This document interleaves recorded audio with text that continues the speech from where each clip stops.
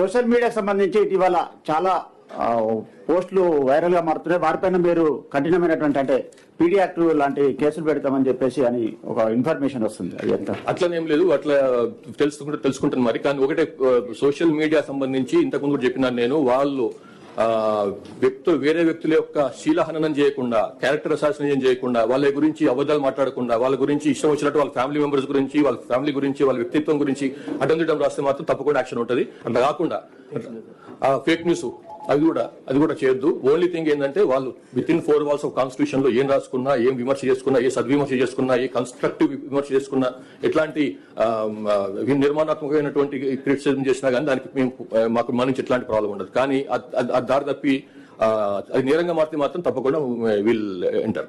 Thank you very much. మీ వ్యాపారం అభివృద్ధి కావాలని కోరుకుంటున్నారా? అయితే వెంటనే క్యూనస్ ని సంప్రదించండి. Schools, colleges, banks, shops, office promotions, land promotions, political promotions, restaurant promotions, hospital promotions, పుట్టినరోజు వేడుకలు, శుభకార్యాలు, వ్యాపారాలు ఏవైనా, సందర్భం ఏదైనా ఇప్పుడే క్యూనస్ ద్వారా తెలియజేయండి. మీ వ్యాపారాన్ని అభివృద్ధి చేసుకోండి.